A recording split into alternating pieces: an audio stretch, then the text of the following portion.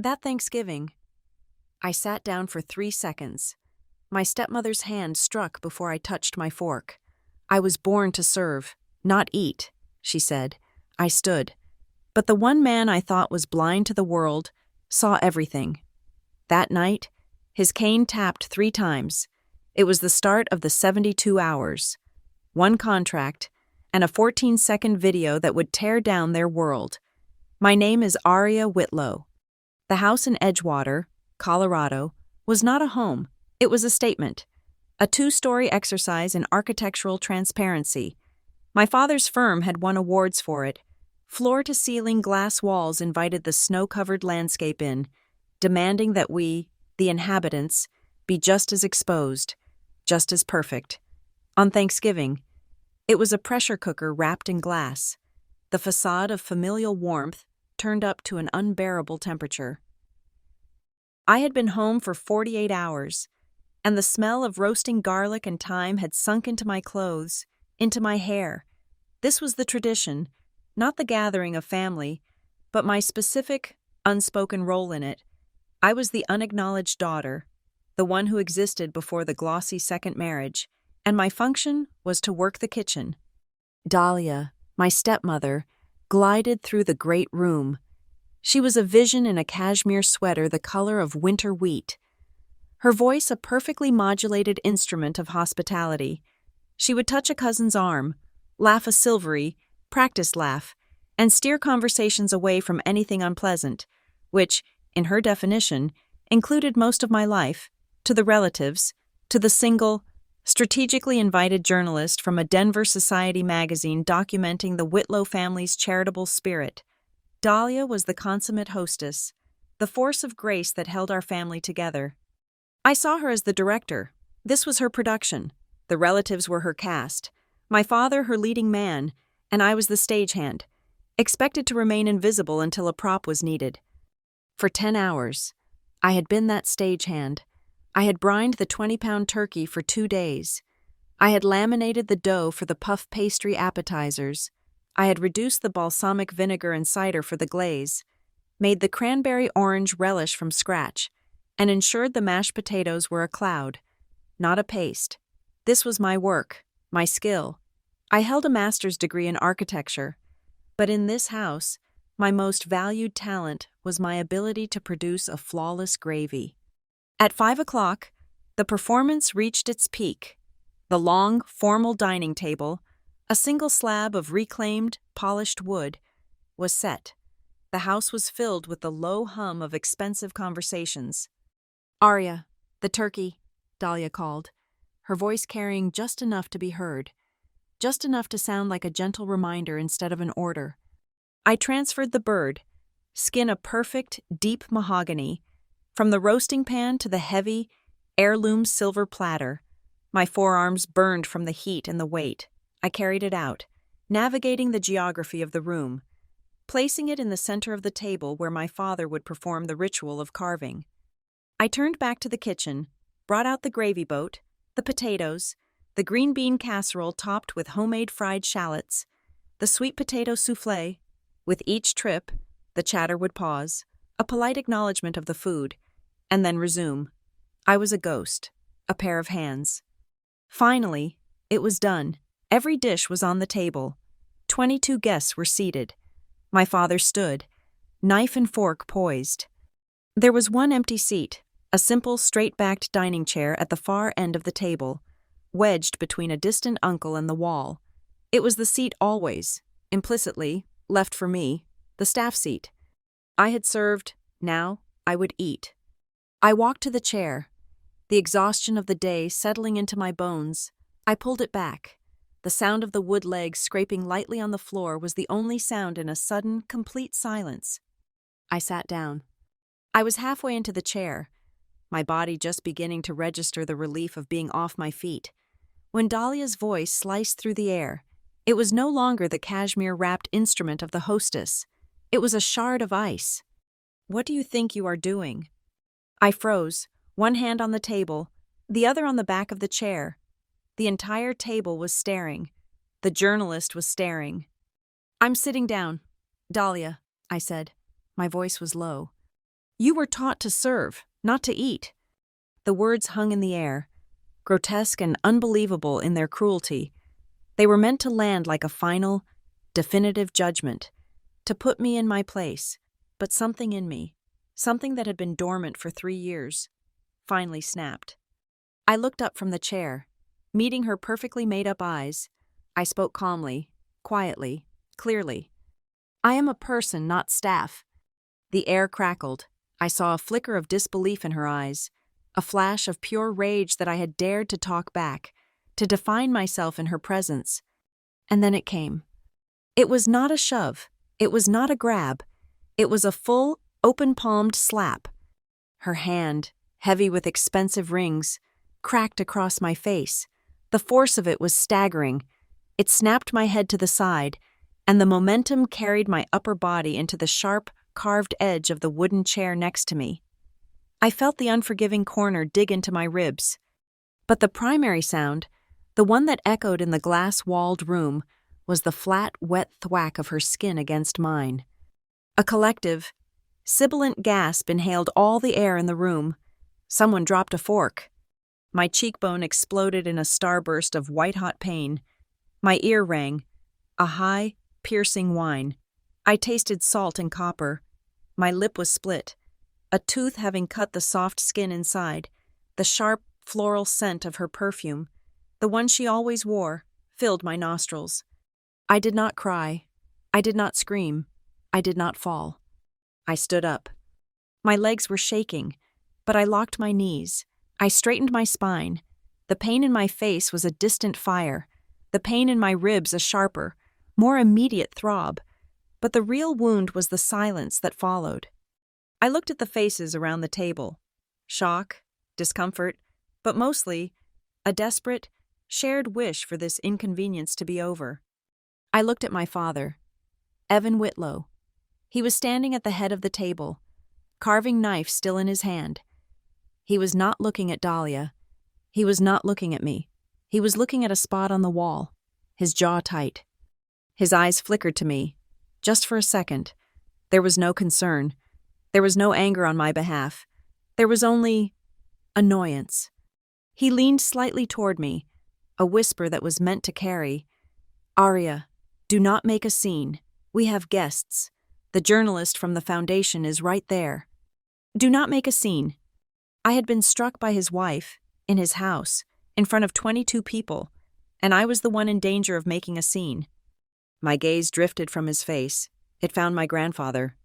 Victor Whitlow, 82 years old, the man who had built the first iteration of this empire from nothing but grit and steel. He sat at the opposite end of the table from my father, a silent, frail figure dwarfed by his high-backed chair. He had barely spoken a word in 3 years, not since his stroke. Most of the family treated him as a piece of living furniture, a relic.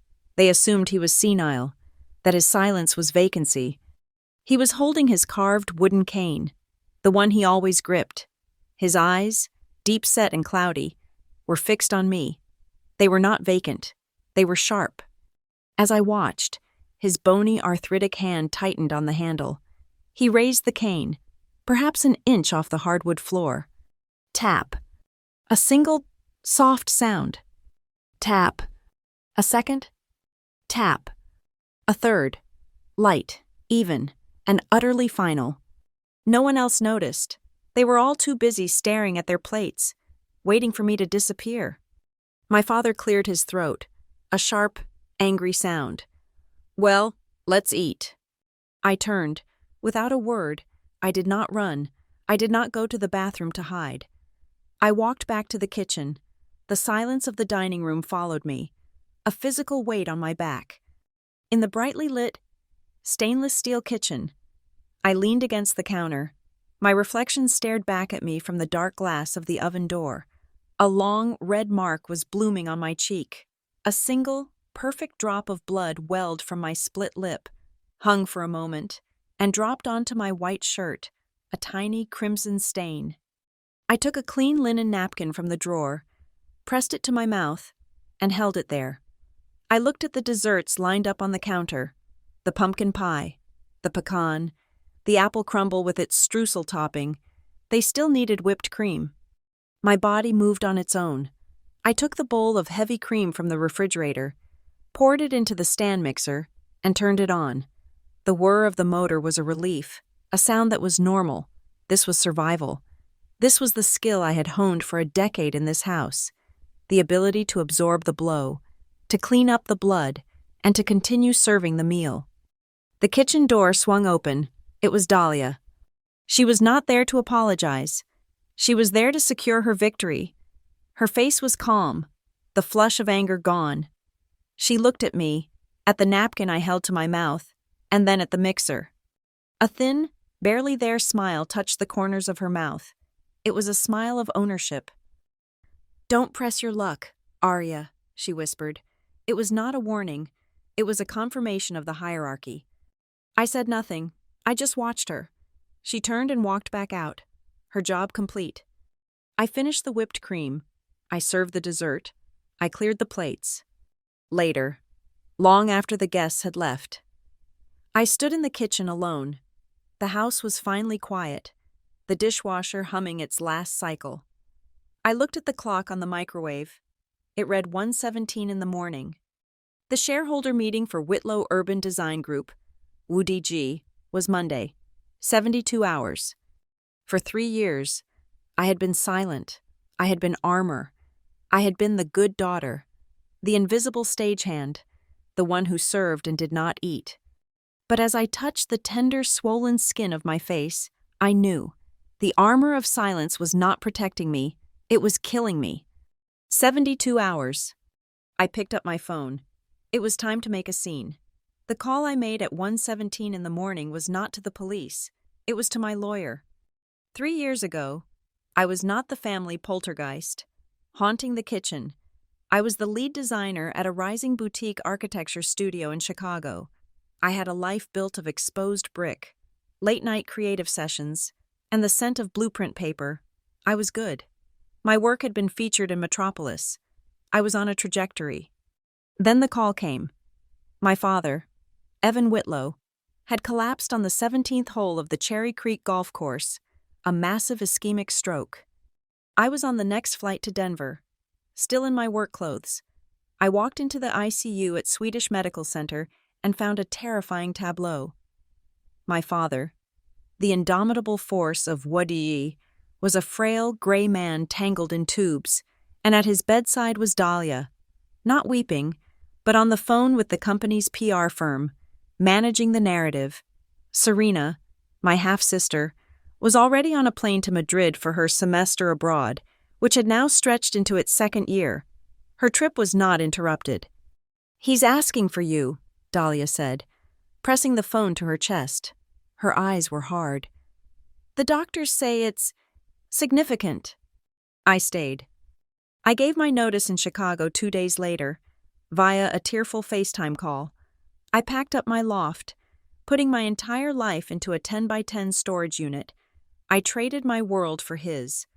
I moved back into my childhood bedroom in the glass house in Edgewater, a room that Dahlia had graciously kept for me, meaning it was sterile, beige, and felt like a high-end hotel room I was not welcome in. The first year was a blur of medical terror. It was not just caregiving, it was a hostile takeover of my life. My days became a spreadsheet of pill timings, blood pressure logs, and physical therapy appointments. I learned to navigate the labyrinthine hell of the American health insurance system, fighting for every single rehab session, arguing with soulless representatives who held my father's recovery in their hands. Dahlia was busy holding down the fort at WUDG. This meant she was attending galas, accepting awards on my father's behalf, and slowly, skillfully, inserting herself into the corporate structure.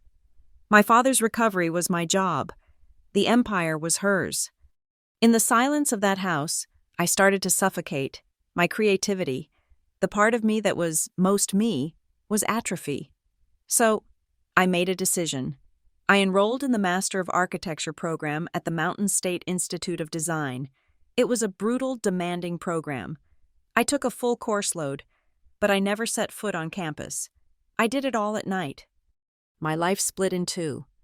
By day, I was the nurse, the secretary, the household manager. I was at my father's side, holding his arm as he learned to walk again. I was pureeing his food. I was sitting in on meetings with his neurologists, taking notes, and translating the medical jargon for him later. By night, I was a different person. When the house was dark, when Evan was asleep, and Dahlia was out at whichever benefit was most advantageous, I would go to the small office I'd set up in the guest room. I would drink black coffee and work. I would build energy models, study structural mechanics, and design. I designed towers, museums, community centers. I poured everything I was, my rage, my grief, my hope, into those digital files. 2 years into this double life, I graduated, top 1% of my class. I received my diploma in a cardboard tube, delivered by FedEx. I held the degree in my hands and felt a sharp, painful ache. I was a master architect, and my primary function was still cutting the crusts off my father's sandwiches. But the degree gave me an idea. I used some of the money my mother had left me, money Dahlia did not know about, and I formed an LLC. I called it Whitlow Atelier, WA. It was a simple, clean legal structure. It had a bank account, an EIN, and most importantly, a shield. I began to build a portfolio, anonymously. I would enter small design competitions, submit proposals for public projects under my LLC. The work was mine, but the name Aria Whitlow was nowhere near it. It was my lifeboat. While I was building this secret career, Serena was in Madrid, studying fashion. Her Instagram was a painful, glossy diary of her Conhija life, the daughter of an entrepreneur. She posted photos from the front row of fashion shows, sponsored lunches at rooftop bars, and long, rambling captions about the pressure of her brand. She was building a narrative on a foundation she had never even seen, let alone helped build. Meanwhile, Woody G, the actual foundation, was cracking. With Evan incapacitated and Dahlia at the helm, the company was losing its edge.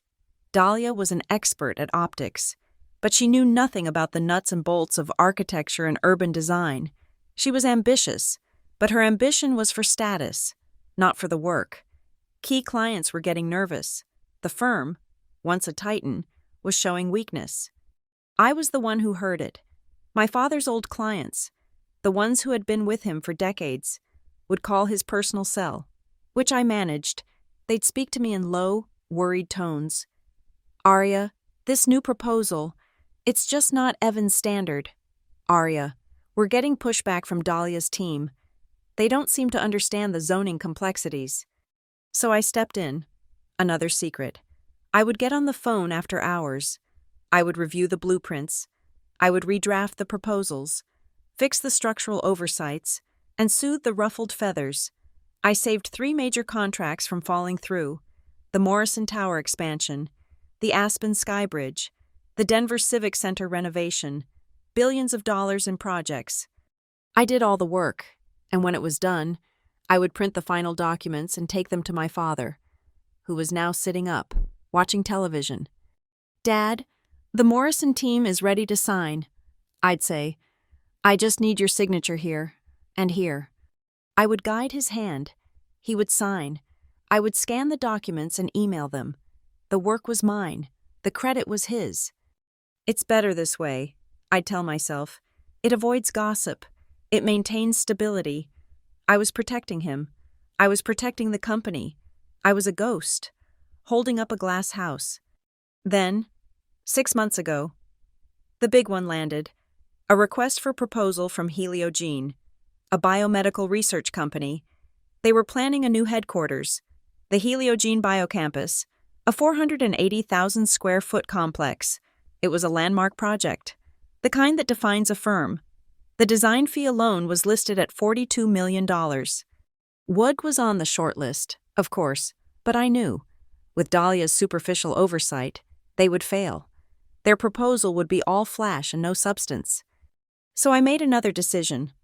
From the guest room, in the dead of night, Whitlow Atelier prepared a bid. I worked for 3 weeks, barely sleeping. I didn't just design a building, I designed an ecosystem. I ran the energy simulations. I sourced the sustainable materials. I designed a space that was clinically advanced but human-centric, a place for healing. It was the best work I had ever done. I submitted the WA proposal 30 minutes before the deadline, an anonymous file, sent into the digital void. Around the house, my work meant nothing. I was still Arya, the one who was so good with Evan. "It's so sweet you have that little design hobby," Dahlia said to me once, catching me with my textbooks. "It's good to keep your mind occupied." I would just nod. The help with a hobby degree. The only person who seemed to see me was my grandfather, Victor, the old shark. His stroke had taken his voice, but not his eyes. He'd sit in the library, a permanent, silent fixture, his cane resting against his chair. He saw me manage my father's medications. He saw me on the phone with the insurance companies, and he saw me, night after night, walk past the library, my arms full of blueprints, heading to the guest room. His gaze was not vacant. It was a physical weight. He would watch me, his eyes sharp, registering the late hours, the exhaustion, the second life I was living under his roof. He never said a word, but he knew. He was a man who had built things, and he recognized the look of someone who was working. Then, 1 month ago, everything changed. Evan walked a full mile, unassisted.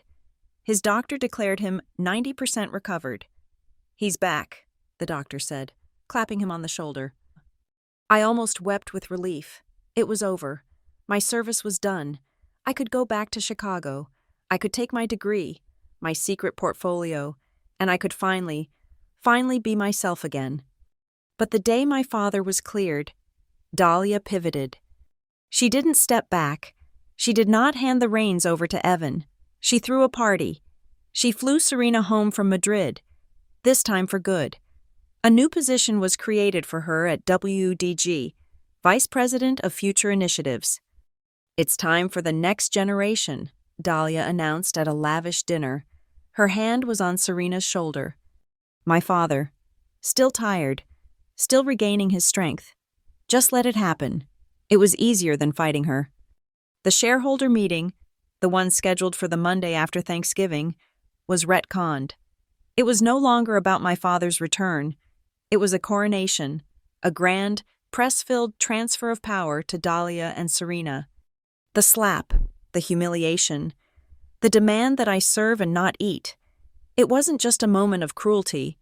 It was the final act of my erasure. I had given them 3 years of my life, my labor, and my skill. I had held the company together in secret, and now that the men were healthy, I was being sent back to the kitchen, while the designated heiress, the one who had never worked a day, was being handed my birthright. As I stood in that dark kitchen, the pain on my cheek a dull, throbbing echo, I looked at my phone. 2 new emails had come in. One was from my lawyer, Sable Kincaid. "Call me. I've reviewed the file." The other was from an administrative address. The subject line, Helio Gene Biocampus RFP.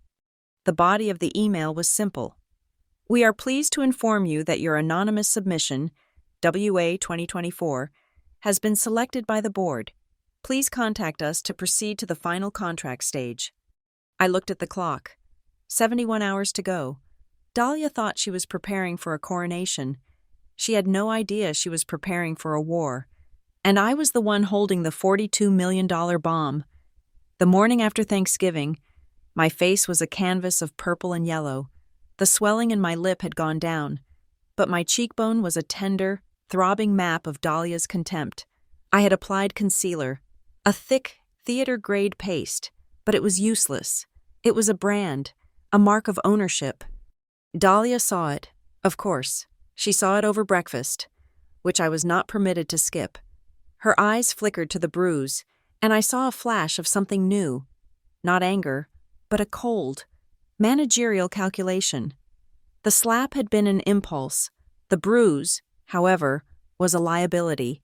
It was evidence, and it was visible just 2 days before her coronation. The Arya problem needed to be permanently solved. At 10 o'clock in the morning, I was summoned to the library, not by Dahlia, but by Martin Keene, the Whitlow family lawyer for 30 years. Martin was a man who looked like he'd been upholstered in tweed. He had a kind, grandfatherly face, silver hair, and a voice that was permanently set to reassuring. He had held my hand at my mother's funeral and given me a savings bond for my 16th birthday. He was supposed to be safe. He was. I realized as I sat in the leather chair opposite him, the most dangerous man in the room. Dahlia was there, naturally. She sat not next to him, but in a wingback chair by the unlit fireplace, projecting an air of concerned, grieving matriarchy. "Arya, dear," Martin began, folding his hands on my father's antique desk. "This is a difficult situation for everyone. Thanksgiving was unfortunate." I said nothing. I just let him see the bruise. "Dahlia feels just terrible about it," he continued, glancing at her. She dutifully lowered her eyes, a perfect portrait of remorse. "And your father, Evan, he's worried this is a sign of a deeper unhappiness. He wants you to be secure, to be happy." He slid a sheaf of papers, bound in a crisp blue cover, across the desk. "So, Dahlia and Evan, in their generosity, have put together this, a path forward, a peace agreement, if you will." I looked at the cover. It was a standard separation agreement. "What is this, Martin?" "It's a gift. Arya, a fresh start," he said, his voice syrupy. "We all know you've contributed to the household, helping your father, pitching in, and we all know your real passion is in the art, not the business. This," he tapped the paper, "is to help you follow that passion. Go back to Chicago. Start your own little studio." I opened the folder. The numbers were on the first page. $40,000. A one-time payment. In exchange, I was to release the family and WUDG from any and all future claims, and then I saw it. On page 3, the non-compete. It was a 5-year clause, barring me from practicing architecture, design, or urban planning within the state of Colorado. "This is a non-compete," I said, my voice flat. "A formality," Martin waved his hand. "Standard, we have to protect the company's interests." "I don't work for the company." "Ah," he said, leaning forward. "But that's the gray area, isn't it? You've been helping. You've had access to clients, to proprietary materials while Evan was unwell. This just tidies that up." He pointed to the specific, insidious line. It applied to any family member, employee, or associate with labor contributions to WUDG. Dahlia had written that line, or had fed it to him. It was a net, designed to catch the ghost. They were using the very work I had done to save them, to cage me. If I signed it, I admitted I was a quasi-employee. If I refused, they would use it as proof of my bad intentions. "Evan has already approved it," Dahlia said. Her first words. Her voice was soft, fragile. "He just wants peace in his home. He wants his family healed. Please, Arya, let's heal." I stared at the paper. $40,000 to give up my career, my voice, and the last 3 years of my life. It was the price of the slap. I closed the folder, my hands steady. "I'll need to review this." "Of course," Martin beamed, his mask of kindness snapping back into place. "But Arya, time is of the essence. We'd like this all settled, signed, and healed before the shareholder meeting on Monday, for the family." I stood up, took the folder, and walked out. I didn't go to my room. I went to the guest house, where I had my secure laptop. I scanned every page and emailed it to the one person I trusted. Her name was Sable Kincaid. I had found Sable 6 months ago, when I first formed the LLC. She wasn't a family lawyer. She was a startup specialist. A shark in a cashmere sweater, as one tech blog called her. She was all sharp angles, black turtlenecks, and billable hours that were worth every penny. She was everything Martin Keene was not. Fast, cold, digital, and practical. My phone rang exactly 90 seconds after I sent the email. "Arya," Sable's voice was sharp. no preamble. Tell me you didn't sign this. I didn't. I heard a sound on the other end, a dry, short bark of a laugh. Good. Oh, this is good. Martin Keene. I've eaten him for lunch twice. He doesn't even know it yet. The non-compete, I started. The non-compete is a joke. It's unenforceable. It's laughably broad. But that's not the gift. The gift is the $40,000. I'm not signing it. Sable? Oh, you're going to sign it, she said, and I could hear the smile in her voice. This document is the stupidest, most arrogant, most beautiful mistake they could have possibly made. They think that labor contributions clause is a net? It's a knife, their knife, and they've just handed it to you, handle first. She explained. They're not offering you a severance, Aria. They're offering you compensation. They're not calling you an employee. They're calling you an associate. By signing this, you are not admitting you were an employee. They are admitting you were not. This document, this paltry $40,000, is their legal, notarized admission that you have never been on their payroll, never been an officer, and have no formal ties to WDG. This document doesn't just not cage you, it's the key. It legally severs you. It makes you a free agent. My head was spinning. So I sign it? You sign it. You take their money, and you establish, in a court-ready document, that you are not, and never have been, bound by any internal WDG policy. They just paid $40,000 for the bullet that's going to take them down. Now, here's the plan. Sable's plan was not a defense. It was an offensive, layered in 3 stages. 1, she said. We sign. We take the money. We establish your independence. We'll do that Monday morning, just hours before their little show. 2. Her voice dropped, getting faster. At the precise moment they are announcing their new era to the press, you announce Whitlow Atelier, not as a hobby, as a full-service, award-winning firm. We'll have your entire portfolio, the one you've been building. Go live on a new site. We'll have the press release queued up. 3. We use their own history. We don't slander. We don't leak. We use the public record. We show the projects you saved. We show the dates. We show the design proposals WDG submitted before your anonymous interventions, and the final ones after. We just show the work. My phone vibrated with another call. It was my father. I put him on speaker for Sable. Aria, did you see Martin? His voice was tired. The concerned patriarch voice. I did. Good, good. Just sign it, sweetheart. Let's be done with this. You always said you hated the business side of it. Anyway, this is for the best. Don't make this difficult. I'm reviewing it. Aria. His voice hardened. I won't have it. I won't have my family falling apart right before the meeting. Dahlia is under enough stress. Just sign the damn paper. He hung up. I let out a breath. Sable, are you still there? Oh, I'm here. And I'm saving this recording, she said crisply. Every conversation you have with them from now on, you record it. Your phone has a voice memo app. Use it. Save it to the cloud. We're building a fortress. Aria. Brick by brick.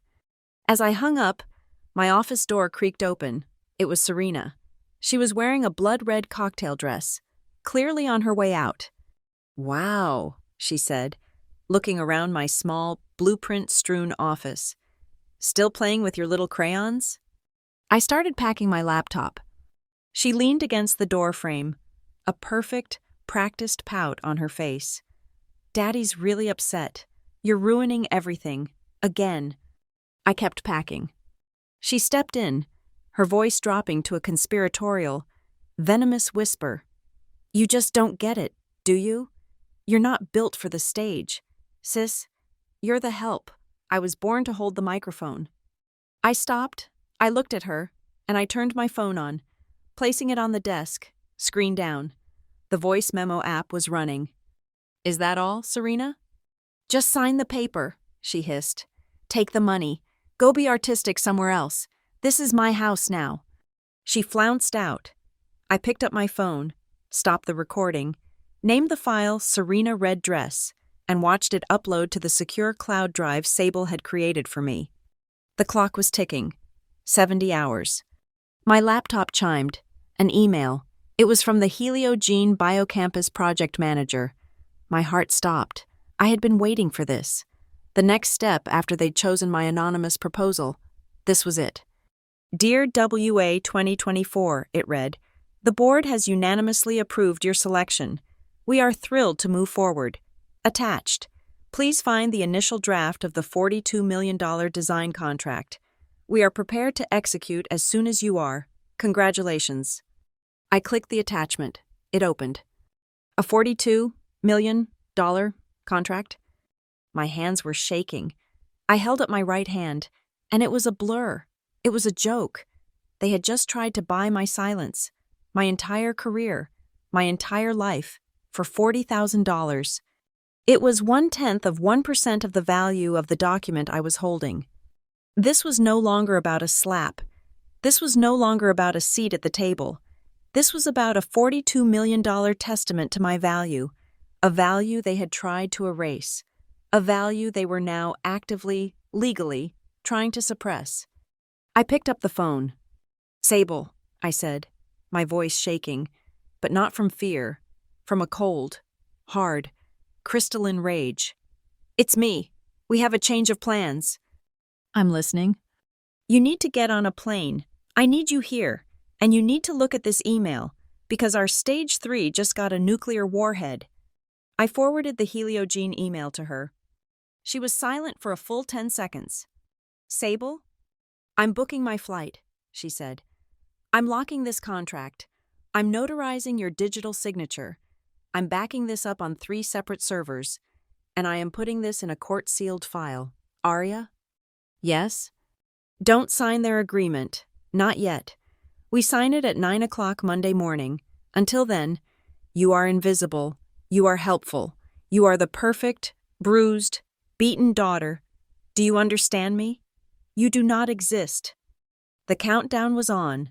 68 hours, and I had just become the most valuable and the most dangerous person in the Whitlow family. The 2 days between Thanksgiving and the shareholder meeting were not a weekend. They were a countdown. They were the final, quiet hours to build a bomb. While the rest of the house lived in a state of suspended post-holiday languor, Serena recovering from her food coma, Dahlia making spa appointments, my father taking congratulatory calls on his recovery, I was in the guest house. It was my war room.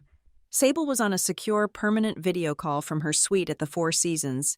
Juno Park, her recommended PR specialist, was a second, sharp face on my screen.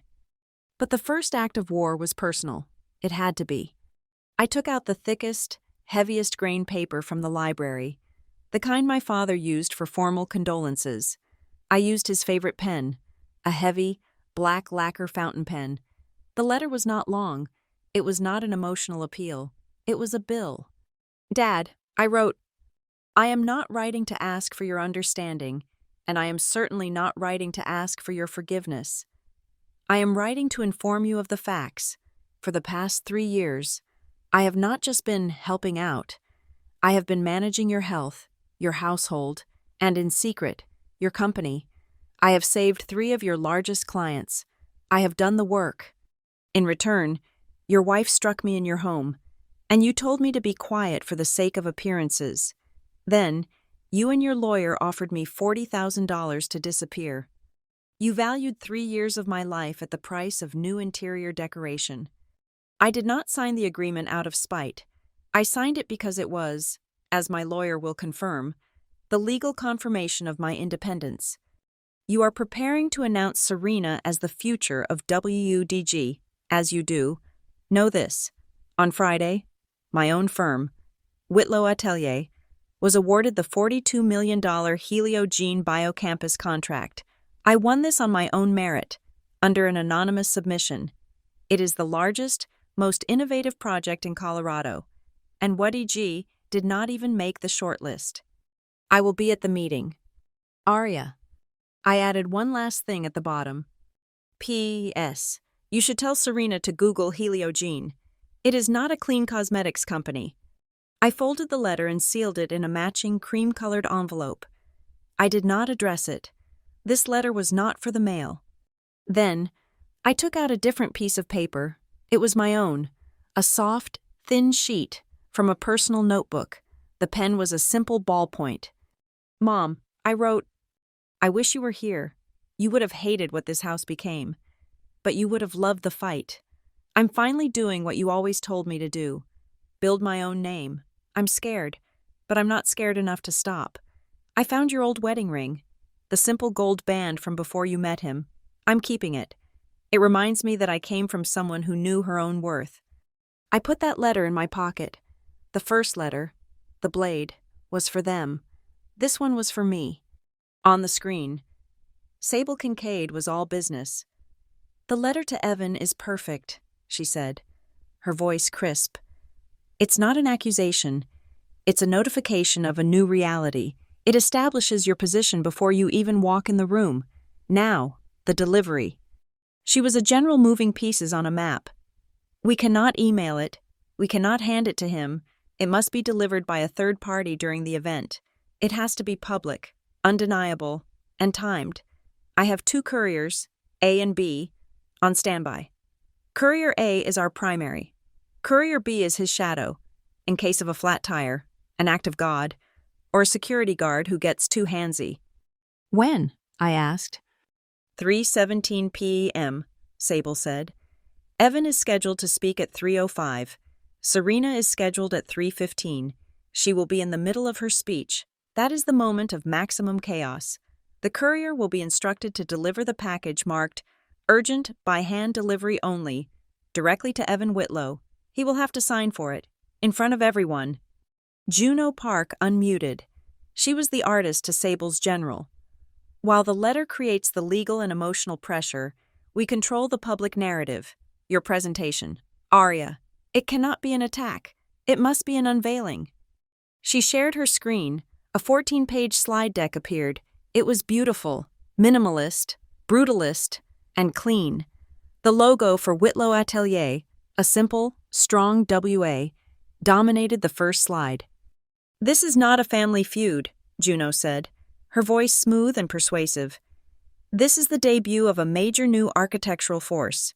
We start with your credentials, master's degree, top 1%, Emerging Architect Award, 2024, then the work. The slides advanced. The Hearthline Boutique Hotel, the Kestrel Innovation Lab, the Cobalt Community Center. Each project was shown with its completion date, its budget, and its press. And, Juno continued, we pair it with a timeline. A new graphic appeared. It was a simple, devastating bar chart. On the top line, Wu Yu DG project status. On the bottom line, Aria Whitlow Sarah Evan Whitlow caregiving schedule. 430 hours of direct physical therapy, she read. 14 nights, slept in a hospital chair. Kestrel Innovation Concept Phase completed. 3 major contracts saved. Corresponds directly to the dates of your father's most critical recovery phase. We don't say, they ignored me. We say, this is the work that was done. We don't use adjectives. We use numbers. It's clinical, I said, my throat tight. It's unassailable, Sable corrected.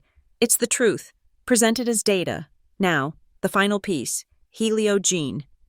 The last slides were a stunning 3D render of the biocampus.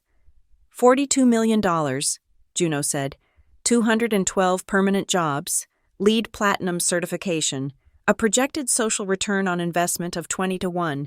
This is your victory. This is the story. Daughter of Titan secretly builds her own, better empire. The press will eat it alive. I need to get ready, I said. The last part of the plan arrived Sunday afternoon. A stylist, handpicked by Juno. She did not bring racks of glittering revenge dresses. She brought 3 suits. She looked at me, at the bruise that was now a sick, yellowish purple. Juno told me the situation. We are not dressing to be a victim. We are not dressing to be a daughter. We are dressing to be an architect, the one who just landed the Heliogene contract. She held up a suit of the most severe, beautiful black wool. The cut was sharp, architectural. The shoulders were strong. It was not a suit for a party. It was a suit for a boardroom. It was a suit for a war. "This one," she said.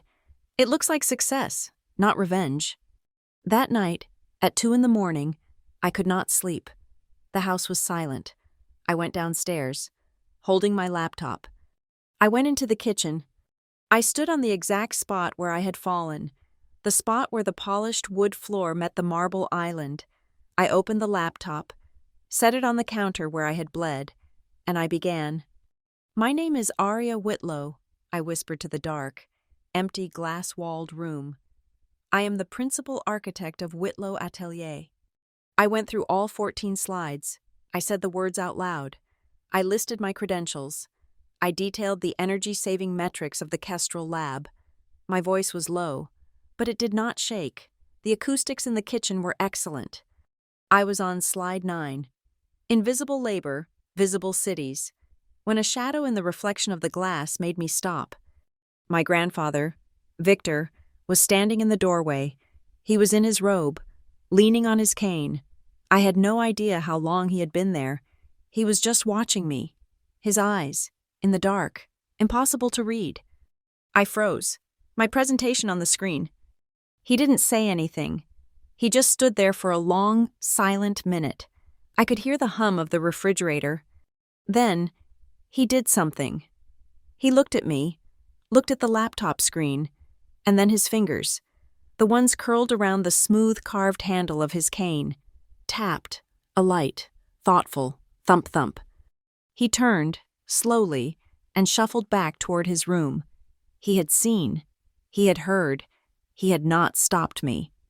The digital world, meanwhile, was a storm of blissful ignorance. Serena posted 21 stories to her Instagram, a video of her getting a CEO-era manicure, a boomerang of her clinking champagne glasses with her team at a downtown bar, a selfie captioned, "Big day tomorrow, the future is female," and a Whitlow, "So excited to share my vision." She was a child playing dress-up in the middle of a minefield. My phone rang at 11 p.m. Sunday night. My father, his voice was jovial, the voice of a man about to be celebrated. "Aria, just checking in. You're all set for tomorrow?" "I am." Good. I know things have been tense, but tomorrow is a big day, a good day for the family, so just be there for the image of the family. Put on a nice dress. It means a lot to me. I looked at the black, architectural suit hanging on my door. I looked at the sealed, blade-sharp letter on my desk. "I'll be there, Dad," I said, "and I'll be presentable, in my own way." I hung up the phone. The countdown was over. It was time. The grand ballroom of the Brown Palace Hotel was a masterpiece of 19th century opulence, all stained glass, onyx, and soaring atrium. It was designed to make you feel small, to impress upon you the weight of history and money. On this day, it was a gilded cage. The WG logo was everywhere.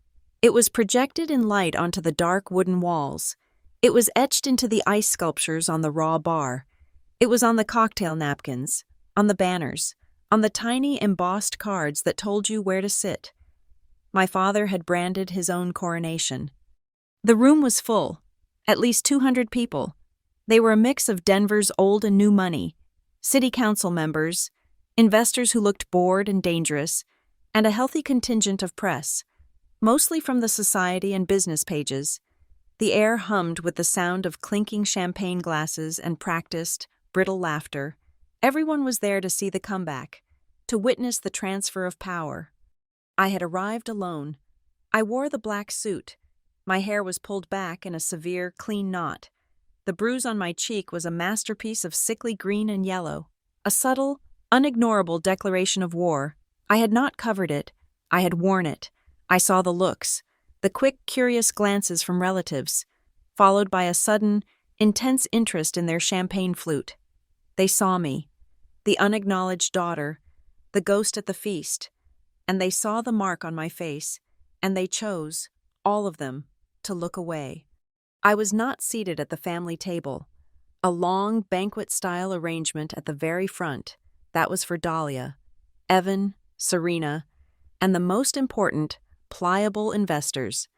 I had been assigned a seat in the back, near the kitchens, a clear last-minute act of social warfare by Dahlia. I ignored it.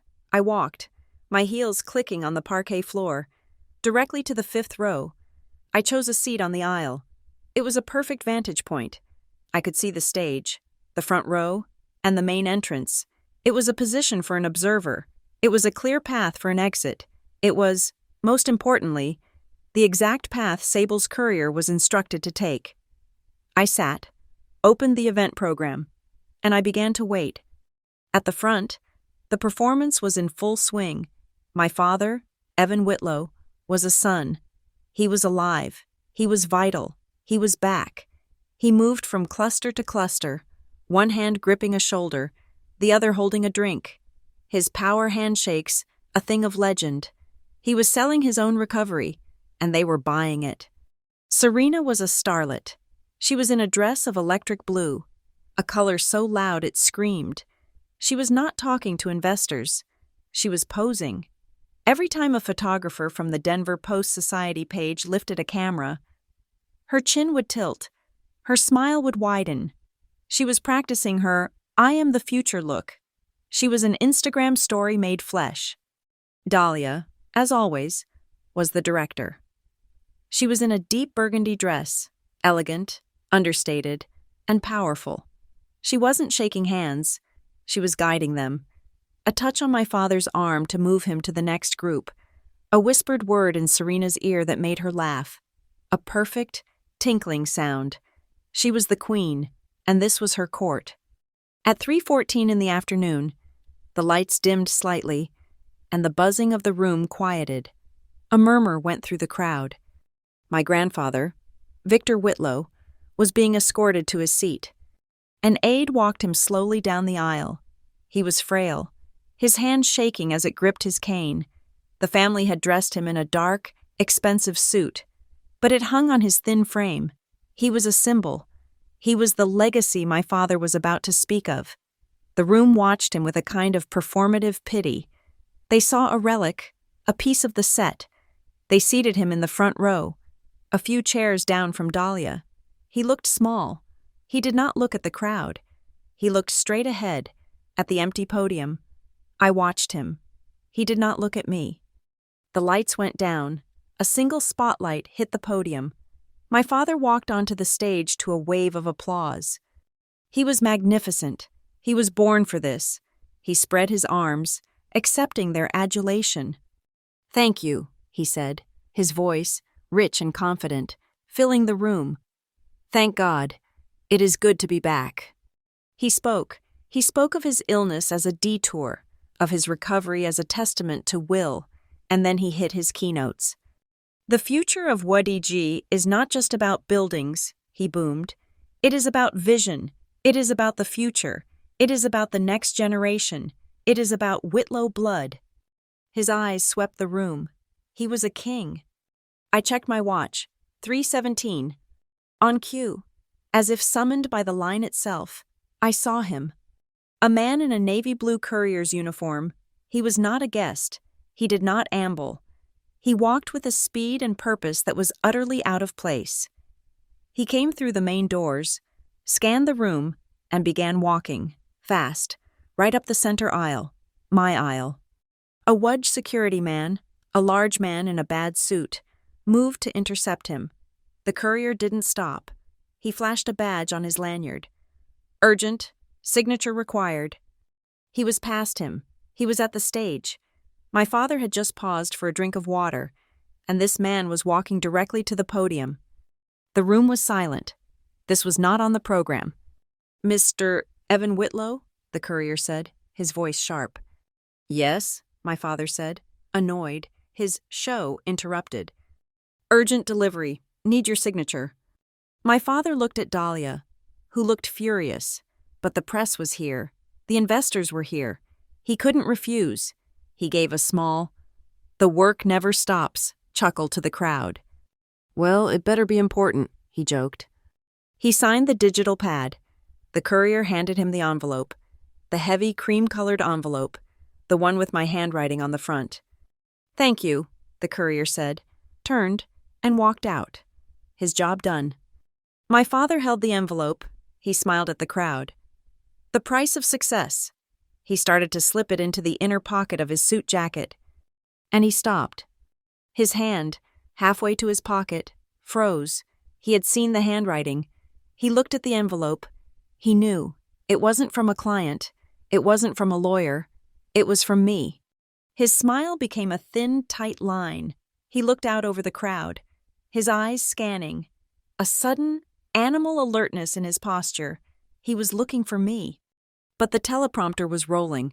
It was time. He fumbled, his voice suddenly a shade less confident. And now, the future I spoke of, the vision, my daughter, and the new vice president of future initiatives, Serena Whitlow. The applause was huge. The pre-programmed walk-on music swelled. Serena, in her electric blue dress, practically floated onto the stage, her smile wide enough to break. As she walked to the podium, my father stepped back. His back was to the audience, and he tore open the envelope. Serena began, "Oh my God, thank you, Daddy." I watched my father's face. He was reading the letter, in the dim light. I saw the color drain from it. His eyes moved, tracking the lines. I saw his jaw clench. That was the 40,000. I saw his hand, the one holding the paper, begin to shake. That was Heliogene. I saw him mouth a word, a curse. And then his head snapped up. His eyes, blazing with a fury I had never seen, not even in my worst memories, found me. He stared at me, from the stage, across the investors, across the press. He found me, in the 5th row, on the aisle, in the black suit. He saw the bruise. He saw the letter in his hand. He saw the woman who had just checkmated him. I did not flinch. I did not look away. I simply held his gaze. Serena, oblivious, was in heaven. She was at the podium, both hands gripping its sides, leaning in like she had seen a politician do. "Thank you," she gushed.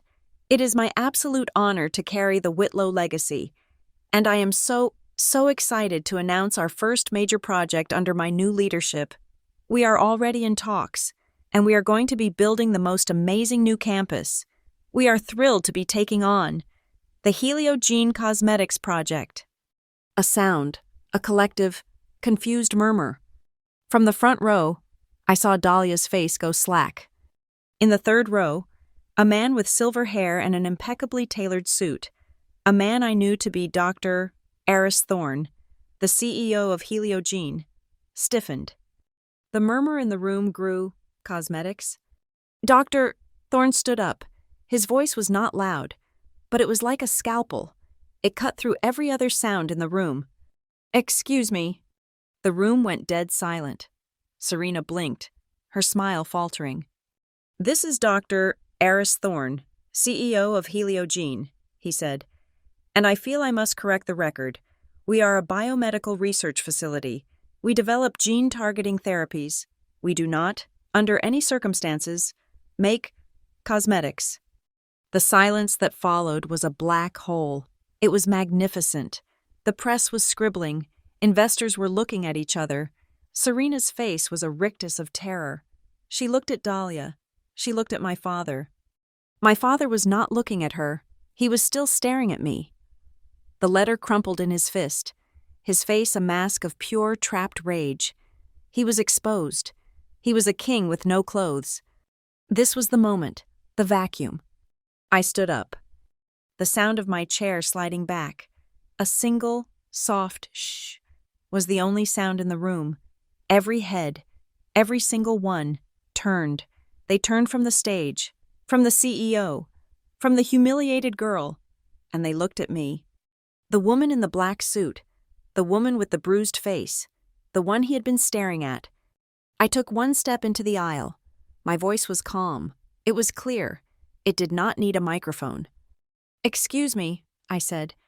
"Dr. Thorne is correct." I looked at the stage, at my father, at my sister. "My name is Aria Whitlow. I am the principal of Whitlow Atelier, and we are the firm that actually won the $42 million Heliogene Biocampus contract." A single, collective breath. That was the sound that followed my words. 200 people, frozen, the press, the investors, my family. They were all staring at me, this ghost in a black suit, who had just claimed the largest design contract in the state. On stage, my father's face was a collapsed star of rage. Dahlia's was sheet white, her perfectly manicured hand gripping the arm of her chair. Serena, her mouth still open, just blinked, a fish in a spotlight. "What is the meaning of this?" my father finally boomed. Finding his voice, he was trying to reclaim the stage, to turn this into an interruption, an outburst from a madwoman. "Security, remove her. This is a private event." "It's a shareholder meeting, Mr. Whitlow." A sharp voice cut through the room. "And as WhatEG is publicly traded, this is a matter of public record." It was Juno Park, my PR specialist, standing in the back, her phone held up, recording. The press, seeing her, a known entity, turned as one, their cameras, which had been pointed at the stage, now pointed at me. This was my cue. I pulled a small black remote from my pocket, the one Juno had given me. "Arya, I'm warning you," my father began. I pressed the button. Behind him, on the massive 40-foot screen, the opulent serif WG logo, the one that had dominated the room, fizzled and died. For one delicious second, the screen was black. Then, 2 letters appeared, a W and an A. They were stark white on a black background, a minimalist, brutalist font, clean, modern, uncompromising. My voice was quiet, but in the tomb-like silence of the room, it carried. "My name is Arya Whitlow," I repeated, "and this is my company." I clicked again. The next slide was my credentials. It was the data. I hold a Master of Architecture from the Mountain State Institute of Design, where I graduated with a 4.0 GPA, top 1% of my class. The press was no longer scribbling, they were typing, fast, on their laptops. "I am a fully licensed architect with the state of Colorado, and I am the 2024 recipient of the Emerging Architect of the Year Award from the Denver Design Institute." I saw investors in the front rows turn to look at each other. This was not a hobby. These were not crayons. "For 3 years," I continued, "Whitlow Atelier has been operating, building a portfolio of work. You may have seen it." I clicked. A beautiful image of the Hearthline Boutique Hotel in Aspen appeared. "We handled the full sustainable redesign. It was featured in Architectural Digest." I clicked. The Kestrel Innovation Lab in Boulder. A full ground-up design for a tech incubator. We maximized north light exposure and cut their projected energy costs by 30%. I clicked. The Cobalt Community Center in 5 Points. A pro bono project, turning a disused warehouse into a public arts space. The room was processing. This was not a resume. It was a portfolio of proven, celebrated work. "I'm sure you're wondering," I said, my voice warming just a fraction, "how I found the time." I clicked the remote. This was Juno's masterpiece, the slide that would burn my father's legacy to the ground. It was a simple, split timeline graphic. "The concept phase for the Hearthline Boutique," I said, pointing to the left side of the screen, "was completed during the 43 nights I slept in a chair at Swedish Medical Center, monitoring my father's recovery." I heard a gasp. It was from one of the Society columnists.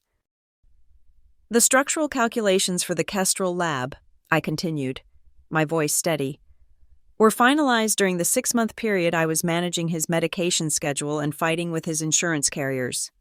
The final renders for the Cobalt Center were submitted on the same day I saved the WhatEG Aspen Skybridge contract from default, a contract I received no compensation for, a contract I was asked to sign my father's name to." I let the slide hang there. The invisible labor, now visible, the data of my erasure, presented as a keynote. My father was apoplectic. "This is a lie. This is slander. She's sick. She's twisting everything." "Is she?" It was Dr. Eris Thorne, the CEO of Heliogene. He had not sat down. He was still standing, a figure of absolute, calm authority. "I did not know the principal of Whitlow Atelier was a Whitlow," he said, looking at me with a new, sharp respect. "But I know their work. I know their numbers." He turned to the investors. "Our board did not choose WA out of sentiment. We chose them because their anonymous proposal was the only one that truly understood our mission. Their design for the biocampus, with its modular labs and patient-centric light wells, is projected to save us $2.7 million a year in operational costs. It increases our patient experience rating by a projected 30%. It is, in a word, brilliant." He looked at my father. "Your firm's proposal, Mr. Whitlow, was a glass box. It was a render, not a solution. This was the opening. I took it." "Dr. Thorne is correct," I said, clicking to the final slide. "The Heliogene Biocampus, rendered in stunning photorealistic detail." The WA package for Heliogene is a $42 million contract that will be executed over 3 years. It will create an estimated 212 new, full-time jobs, not including construction. It is a flagship project, designed to meet LEED Platinum standards. It will be the new benchmark for biomedical design in this country. I paused, and as Dr. Thorne noted, WADG's proposal was also submitted. As this was a public-private partnership bid, both proposals are a matter of public record. You are free to compare them. WADG's proposal was less efficient, more expensive to operate, and, as my sister so aptly demonstrated, misunderstood the client's entire industry. From the family table, I heard a sound, a chair scraping. Martin Keene, the family lawyer, the man who had offered me $40,000, was on his feet. He looked panicked. He was the old guard, trying to deploy his old weapons. "Ms. Whitlow," he called out, his voice shaking with indignation. "You are in violation. You signed a non-compete agreement. You are bound by that agreement. This entire presentation is a breach of contract." My father looked relieved. He had his weapon. "She's right. Martin, sue her. Sue her for everything." The press went wild. This was the family feud part. "She signed it," Martin yelled. "We have her signature." "Yes," a new voice said. "She did." Sable Kincaid, my shark in a cashmere sweater, stood up from the row behind me. She had been there the whole time. She was the picture of calm. "Aria Whitlow did indeed sign a separation agreement. We have our copy, and we thank you for it." Martin looked utterly confused. "What?" "I'm Sable Kincaid," she said, projecting to the room. "I'm Ms. Whitlow's counsel.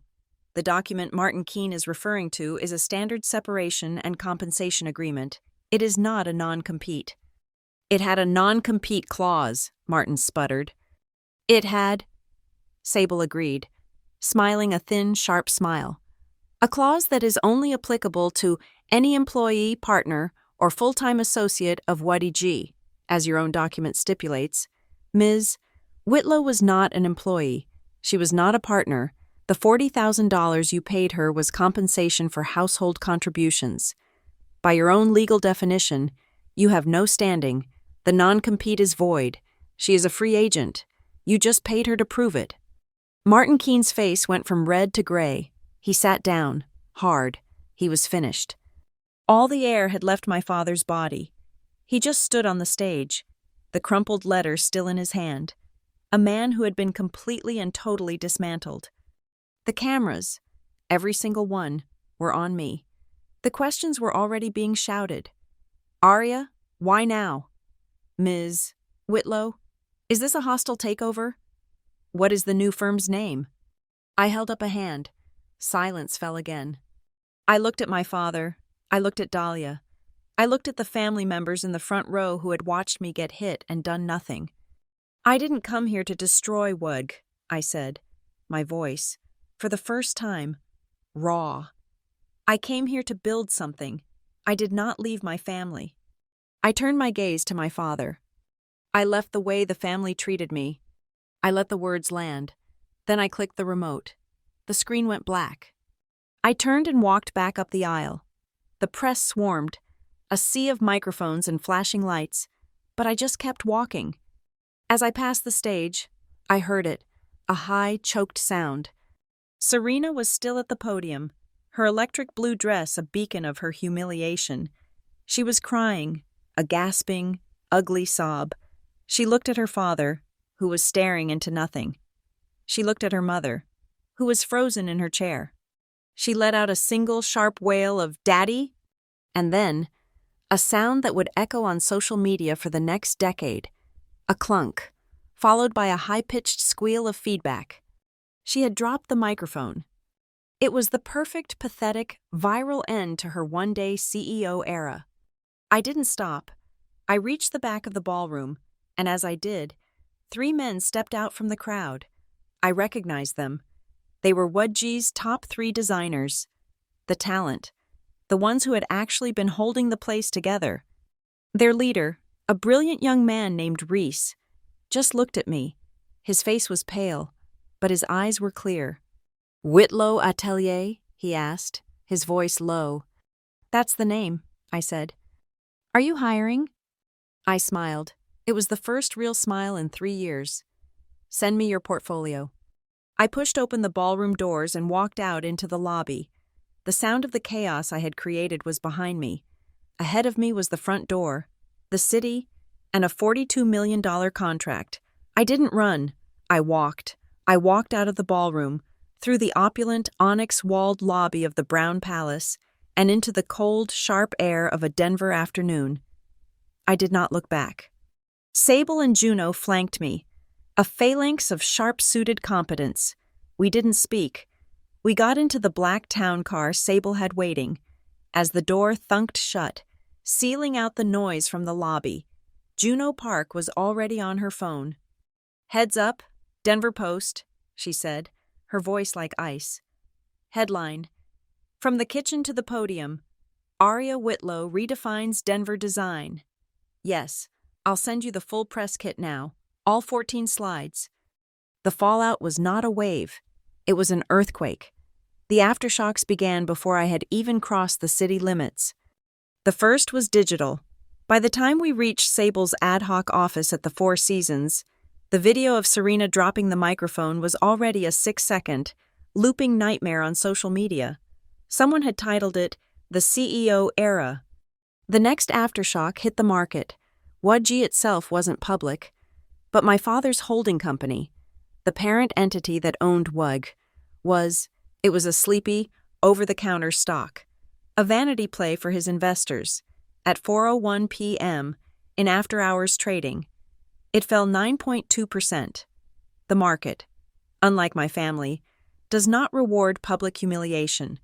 People who had not thought about that stock in 5 years were suddenly, desperately, trying to sell. "The first rule of PR," Juno said, looking up from her laptop as she handed me a bottle of water. "You can spin an opinion, you cannot spin a fact. Heliogene Cosmetics was a fact, a wrong one, a very, very expensive one." She was proven right an hour later. An email alert popped up.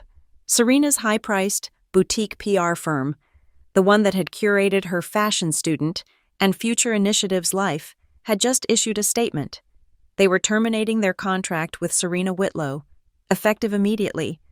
The line they fed the press was savage in its politeness. "We are unable to provide effective counsel or protect our client from fact-check errors of this magnitude." They had fired her, publicly. She was too toxic, too factually incorrect, to be managed. Then, the real business began. My phone, the one I had kept silent for 3 years, the one that was now the public number for Whitlow Atelier, began to light up. It was not family. It was the industry.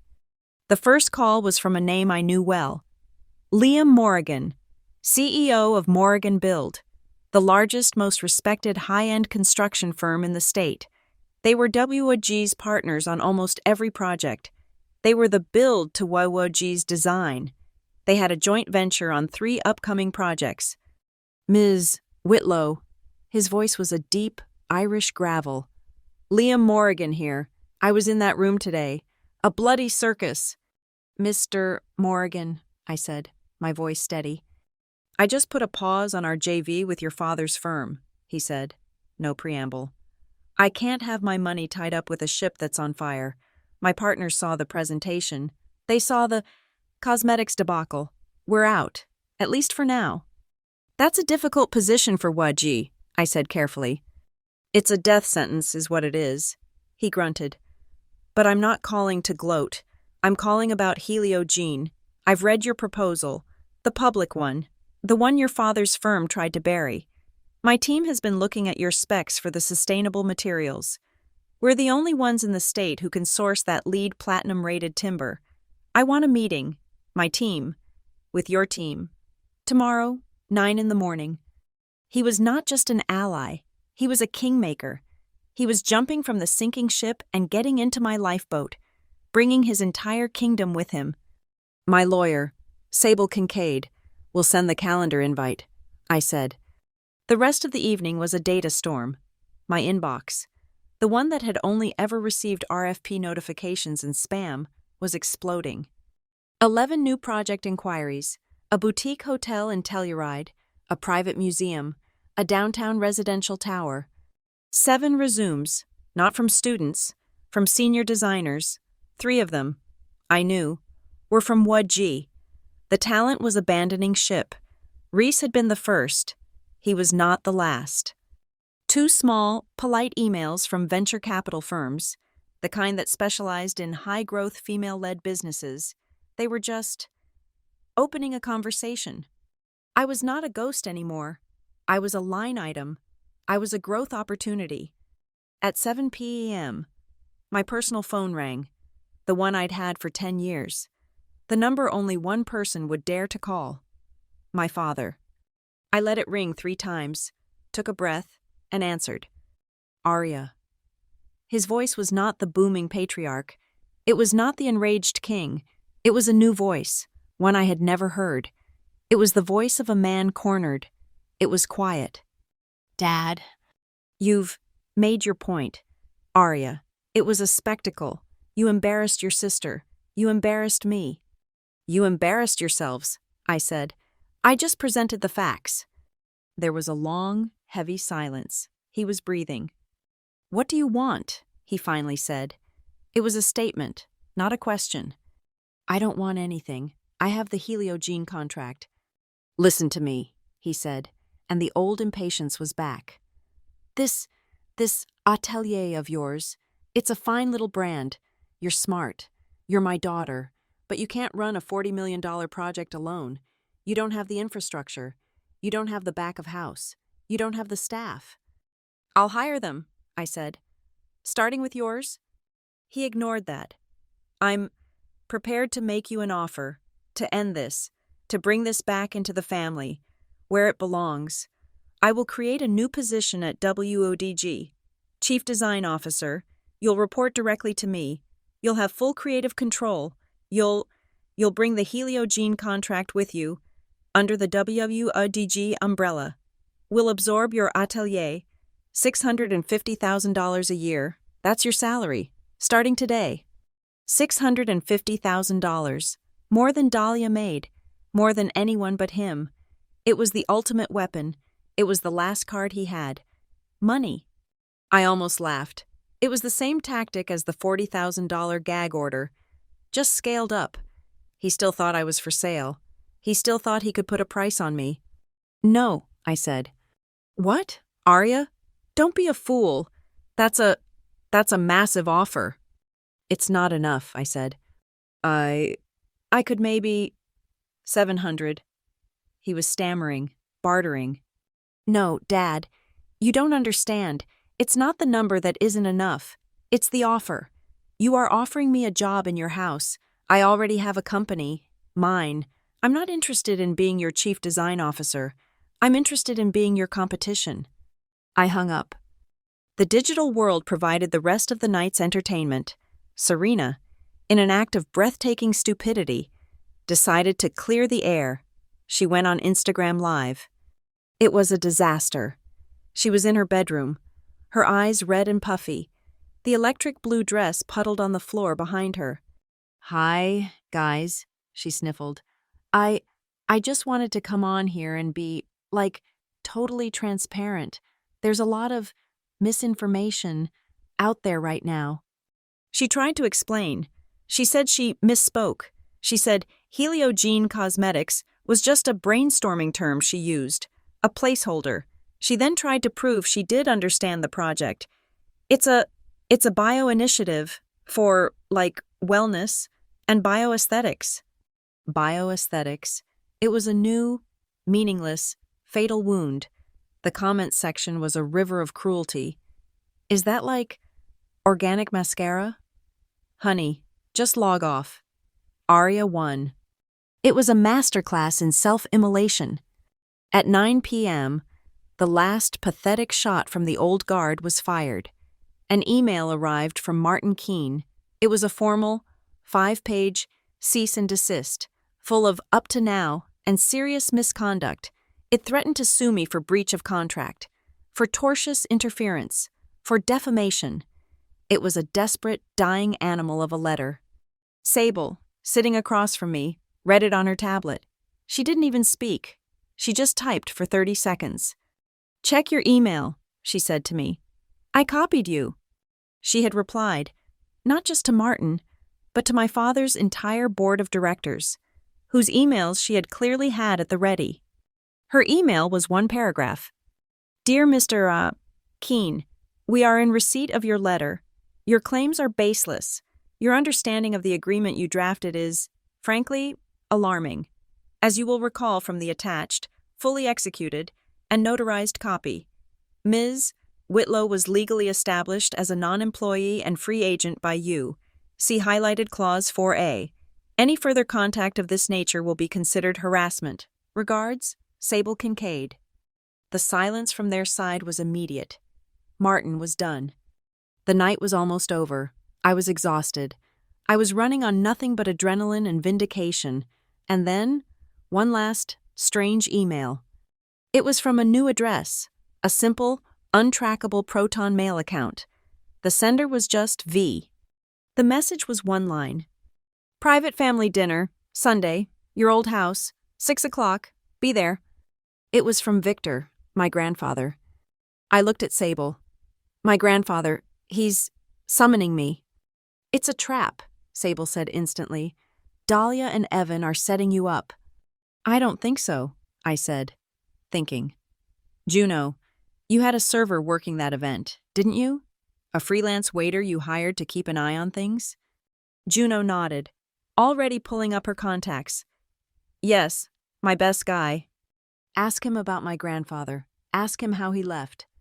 Juno made the call. She spoke for a minute in low, fast tones. She hung up and looked at me, her eyes wide.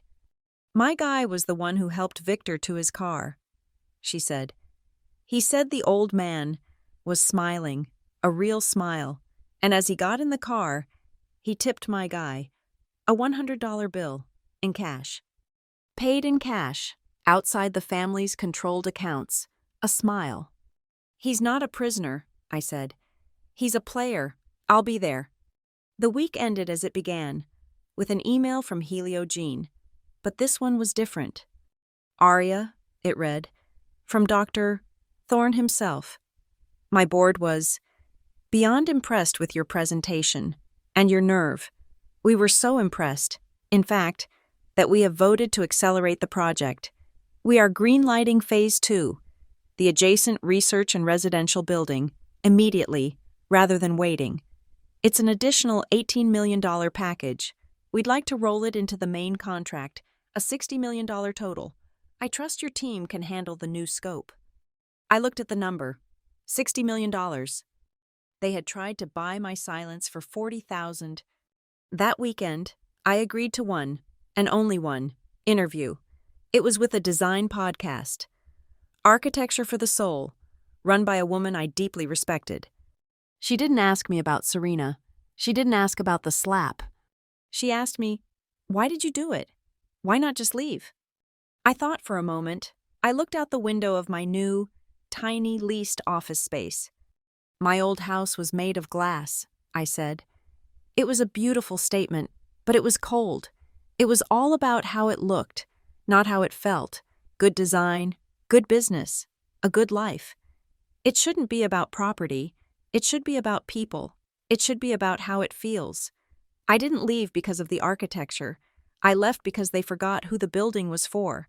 I'm just designing a space for people again, starting with me. My new office was not a home. It was a fortress.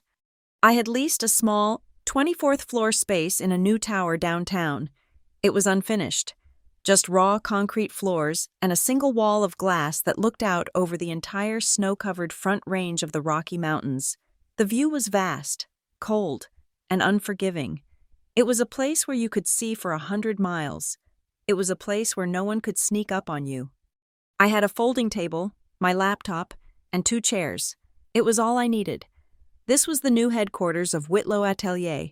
Reese and the other 6 designers who had defected from WUDG were working remotely until I could find us a real studio. My father did not call. He did not text. He simply appeared. On Thursday, 4 days after the shareholder meeting, the elevator doors opened, and he walked in. He was not alone. He had Martin Keene with him, or rather, a ghost of Martin Keene. The man looked gray, diminished, and was visibly carrying my father's heavy leather briefcase. My father did not carry his own bags. Sable was already there, sitting in the other folding chair. I had called her the moment my father's assistant had informed me he was en route. My father stood in the middle of the empty concrete room. He looked at the folding table. He looked at the billion-dollar view. He looked at me, in my jeans and a black turtleneck, and he put on his CEO face. The fire in his eyes from the ballroom had been banked, replaced by the cold, dead ash of corporate necessity. "Arya," he said, "no dad, no sweetheart." "Evan," I replied. Sable just watched, silent. "This is Spartan," he said, gesturing at the room. "It's a startup," I said. "We're lean." "I've seen the news," he said, ignoring my comment. "I saw the market data. I saw Morrigan's press release. You've made your point. You're a disruptor.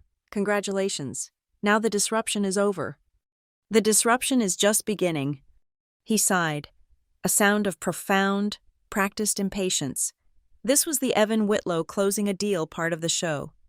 "I've spoken to my board," he said. "They are concerned about the brand, about the optics. They are also, however, impressed with your tenacity, and clearly, with the Heliogene contract." He walked over to the window, his back to me. He was playing a role, the powerful man, contemplating. "I am here to offer you a new path forward," he said. "A strategic partnership, WUDG and Whitlow Atelier, a joint venture, 50-50, we bring our resources, our infrastructure, our back end. You bring this." He waved a hand at the view, the new brand, the story, the halo. "The halo," I repeated. "You mean the contract I won?" "I mean the contract you won," he conceded. Turning, his eyes were hard. 50-50. We share everything. We present a united front to the press. Father and daughter, rebuilding the empire together. It's a good story. It will fix the stock price. "A 50-50 partnership," I said, looking at Sable, who gave me a minuscule nod. "That's interesting, but not acceptable." Martin Keene, who had been standing by the elevator, shuffled forward. "Ms. Whitlow, this is an incredibly generous—" Sable held up one sharp finger. Martin stopped talking. "The partnership you're proposing," I said, "is a merger. It's an absorption. You want to swallow my company, my contract, and my name, and sell it as Unity. You aren't offering me a partnership.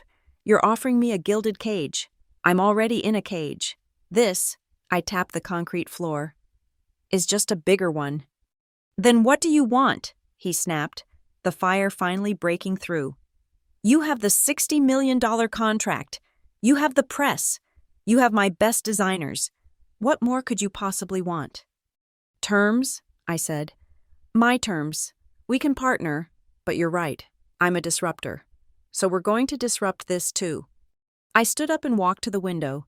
Standing beside him, we looked down, 24 floors, at the tiny cars, the tiny people. We will not have a blanket 50-50 partnership, I said. We will operate as two, fully independent, sovereign entities, WDG and WUA. When a project comes in that requires the scale of WODG and the design vision of WA, we will form a project-specific joint venture, a new temporary LLC for that project only. We will share costs and profits on that single project, and when the project is complete, the JV will be dissolved, and we will both have the right to walk away, clean, independent, per project basis. That's the deal. He was silent. He was processing. He was seeing the flaw. And the Heliogene contract? The Heliogene contract remains 100% the property of Whitlow Atelier. That is not part of this negotiation. That is my leverage. That is my asset. You want access to the next one? You agree to my terms. His jaw was so tight I thought it would crack. And what other terms? Oh, there are conditions, I said. Non-negotiable conditions. There are 3 of them. I turned to face him. The sun was streaming through the glass, lighting up the dust motes between us. Condition 1, Serena. His face darkened at her name. Serena is removed, I said, my voice like the ice on the mountains. Not just from future initiatives. She is removed from all client-facing roles. She is removed from all press. She is to hold no title. She is to have no signatory authority. She is, for all intents and purposes, an intern. She will enroll in a 2-year, accredited, executive management program. She will complete it. She will submit her grades to the board, and only after she has successfully completed that program may she be considered for a junior-level management position. She wants to hold the microphone? She can learn to plug it in first. You're trying to humiliate her, he hissed. She's your sister. She's a liability, I said. She cost you 9% of your stock value by being unprepared. I'm protecting the asset. That's condition 1. Go on. Condition 2, sovereignty. WDG will have 0, and I mean 0, interference in the internal operations of Whitlow Atelier. You do not get a say in my hiring. You do not get a say in my process. You do not get a seat on my board. And most importantly, all intellectual property, all designs, all renders, all concepts created by WA remain the 100% property of WA. Even in a joint venture, you are partnering with us for our work. You do not own our work. That's unheard of. It's my term, and condition 3, I said, and I stepped closer, is the most important. I call it the respect clause. It will be written into our agreement as a morals and ethics addendum. From this moment forward, in no communication, not an email, not a memo, not a phone call, not a text, will I, or any member of my staff, be referred to as the kid, the girl, the help, or the kitchen girl. I am Principal Whitlow. I am Ms. Whitlow. I am Aria. You will respect my name. You will respect my team. Any breach of this clause by any member of your executive team, including you, including Dahlia, will trigger an immediate financial penalty, payable from WUDG to WA. Evan stared at me. He was, for the first time in his life, speechless. He was a man who moved mountains with his ego, and I had just presented him with a mountain he could not move. He saw the trap. He saw the steel. He knew his board was breathing down his neck. He knew Morrigan had pulled out. He knew he was bleeding talent and credibility. He needed the halo. He needed the win. He needed me. He looked at Martin, a desperate, last-ditch appeal. Sable finally spoke. Her voice was soft, reasonable. It's a very clear path forward, Mr. Whitlow. It allows you to tell the press, immediately, that you have secured a strategic partnership with the hottest new firm in Denver. It stabilizes your stock. It brings your daughter's talent back to the family name. but on her terms, it's a win. She stood up and picked up her briefcase. You have 7 days to sign. That's at 5 p.m. next Thursday. If we do not have a signature by then, this offer is rescinded, and the terms for any future offer, which WA will be under no obligation to make, will be substantially less favorable. The clock, Evan, is ticking. The use of his first name was a scalpel. It was the final cut. My father looked at me. The CEO was gone. The man was there. The father, he looked exhausted. He looked, for the first time in my life, old. He walked past me, toward the elevator. As he passed, he spoke, his voice so low, only I could hear it. You've stepped too far, Arya. This isn't you. I didn't turn. I just watched his reflection in the glass. A faint, ghostly image against the bright, clear mountains. You're wrong, I said. I've only just stepped where I deserve to stand. He and Martin got into the elevator. The doors closed. Sable and I stood in the silence, the vast, empty room. Well, she said, that's that. He'll sign, I said. He has no choice. He'll sign, she agreed. But this is just the beginning. Now they'll fight you from the inside. I know. Sable left. I was alone in the office. The adrenaline drained away, leaving a hollow, aching exhaustion. The fight was won, but the war was long. I was packing up my laptop when the building's lobby security called. Ms. Whitlow, a courier is here with a package for you, by hand, personal delivery. Send him up. A moment later, a man in a simple uniform handed me a small, square package, wrapped in brown paper, no return address. Who is this from? I asked. The gentleman didn't say, ma'am. He just said you'd know. I signed. He left. I sat at my folding table and unwrapped the package. It wasn't a box. It was a soft bundle. My breath caught. It was an old linen handkerchief, white, with a single, blue embroidered E in the corner. My grandmother's, Estelle. I hadn't seen it in 20 years, not since her funeral. It still smelled faintly of her, of lavender and old paper. My hands were shaking.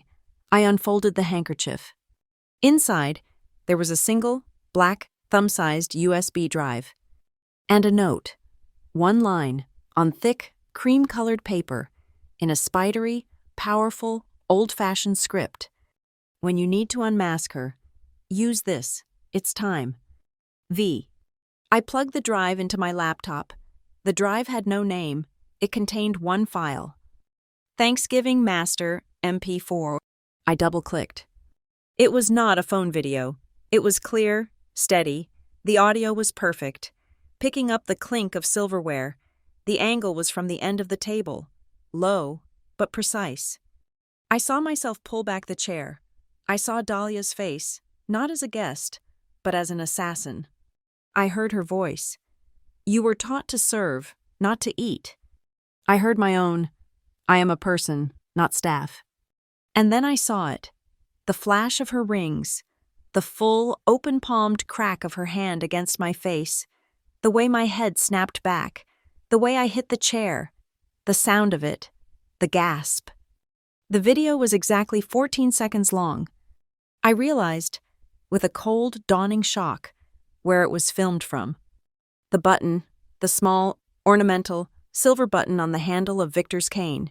It wasn't ornamental, it was a camera. My grandfather, the silent, senile man, had been running surveillance. He had been gathering data.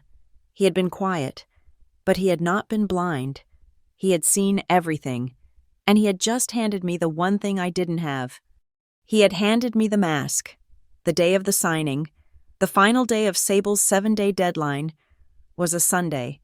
It was also the day of Victor's private family dinner. The two events were not a coincidence. My grandfather, I was learning, was a master of timing. I did not go to the glass house in Edgewater alone. Sable came as my counsel. Juno Park came as my public relations specialist, though I knew her role that night was as a witness and a technician. The house was exactly as I had left it, A cold, beautiful, transparent box. But the atmosphere was different. It was not a home, it was a courtroom.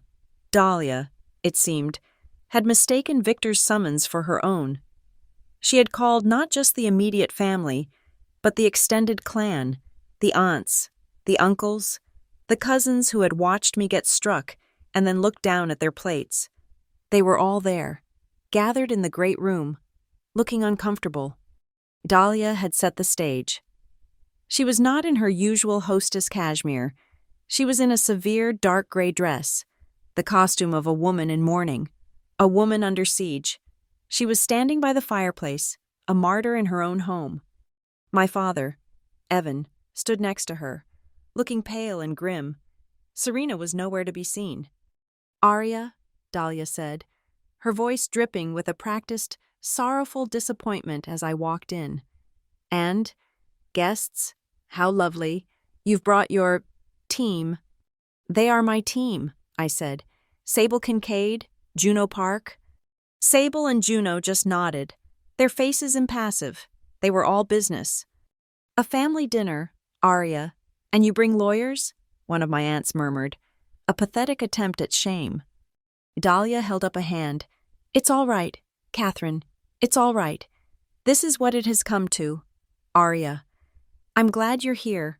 We are all so worried about you." She launched into her performance. It was a masterpiece of gaslighting. She was the matriarch, holding her fractured family together. I was the prodigal, the confused, angry child. She spoke of forgiveness. She spoke of healing.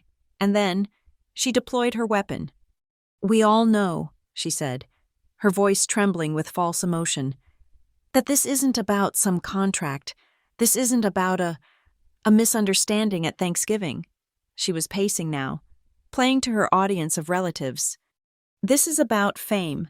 This is about a young woman, my own stepdaughter, who has been so twisted by this need for attention, that she would create all this drama, this story.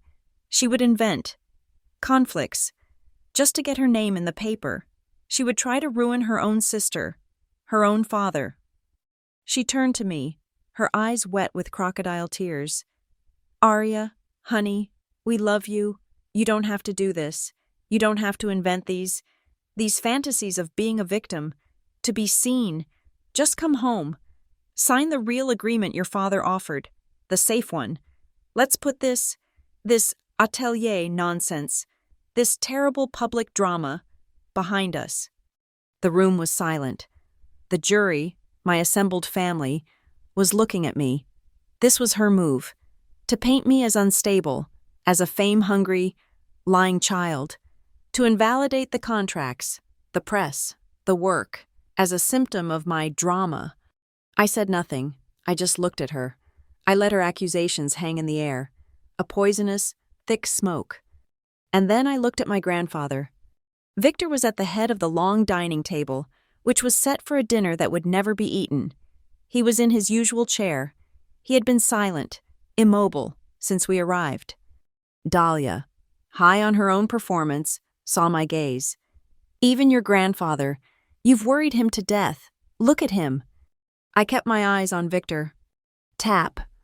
The sound of his cane, one single, sharp rap on the hardwood floor. The room went silent. Victor did not move, but his eyes were on me, and then he looked past me, at Juno Park. Slowly, his ancient, arthritic hand reached into the pocket of his suit jacket. He pulled out the small, black USB drive. He did not look at Dahlia. He looked at Juno. He held it out. Juno, understanding immediately, stepped forward. She took the drive from his hand. "What is this?" Dahlia's voice was sharp, her performance broken. "What is he doing?" Juno looked around the room. The great room was dominated by a massive 80-inch television screen, dark, above the fireplace. "Ms. Kincaid?" Juno asked. Sable stepped forward. "This house is a smart house, is it not? I assume that television is connected to the house's network, or if not..." She pulled a small adapter from her briefcase. "This HDMI will do, Juno." This is ridiculous, Evan blustered. This is a family dinner. We are not watching television. Juno, I said, my voice cutting through his. Please. Juno walked to the television. She plugged the drive into her laptop and a cable from her laptop into the television's port. Arya, I forbid this, Dahlia shrieked, her mask of sorrow evaporating. The screen lit up. The file was on the desktop. Thanksgiving Master, MP4. Juno hit play. The room was filled with the sound of my family, the sound of clinking silver, of low, holiday chatter. The video was clear, high definition. The angle was from the end of the table. And then, the room watched. They watched me pull the chair back. They heard Dahlia's voice, sharp and cold. What do you think you are doing? They heard my reply. I am a person, not staff. And then they saw it, the flash of her hand, the sound. A sharp, wet, sickening crack was amplified by the home's speaker system. They saw my head snap back. They saw me collide with the chair. They saw the collective gasp, not as a memory, but as a live event. The video was 14 seconds long. It ended. Juno left the final frame, my stunned, pained face, on the screen. The room was not just silent, it was a vacuum, the sound of my Aunt Catherine, the one who had shamed me. Letting out a small, horrified whimper was the only noise. Every relative, every single one, turned as one body. They did not look at Dahlia. They looked at my father. They looked at Evan. My father's face was chalk. He looked at the screen, at my frozen image. He looked at Dahlia, his wife. Dahlia? He stammered. His voice was a weak, thin thing. You told me you just yelled at her. You told me she was being hysterical. I thought you just spoke harshly. He looked at the screen again. You hit her. Dahlia's face was a rictus of pure, unadulterated panic. The mask was gone. The actress was gone. Only the cornered animal was left. It's a fake, she screamed, her voice breaking. It's not real. It's edited. She did it. That bitch. She pointed at Juno. She faked it. They faked it. Evan, they faked it. It's forensically sound. Sable Kincaid's voice was not loud. It was devastatingly calm. She was holding her tablet, the screen facing Dahlia. I'm an attorney, Mrs. Whitlow. I don't deal in fakes. What you're seeing on my screen is the file's metadata, the raw data, authenticated by an independent digital forensics lab I hired the moment I received it. The file was created on Thanksgiving night at 5:18 p.m. The camera's hardware ID is registered to a VC Cane Cam, Model 1. It is time-stamped. It is geotagged to this house. It is unedited, unaltered, and 100% admissible in both a civil and, should it come to it, a criminal court. Under the grounds of assault, Dahlia looked at Sable, at the tablet, and then at the head of the table, at Victor. His hand was resting on the silver button of his cane. Dahlia's mouth opened. No sound came out. And then, Victor Whitlow spoke. His voice was not the weak, frail sound they had expected. It was rusty, from disuse, but it was deep. It was the voice of the man who had built an empire. It was the voice of God in this house. You never, he said, his voice a low gravel. Thought I was still watching. He looked at Dahlia. You thought my eyes were old. You thought my mind was gone. You thought I was a piece of furniture.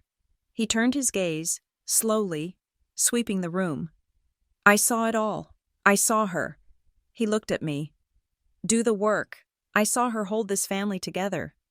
And I saw you. His eyes locked on Dahlia. Try to erase her. I saw the cruelty. I heard the lies. And I saw the violence. He gripped the head of his cane. I have been busy, he said. My lawyers, my real lawyers, not Mr. Keene. He nodded to Martin, who looked like he was about to be sick. have been restructuring my estate, the entire Whitlow family trust, my personal fortune, all of it.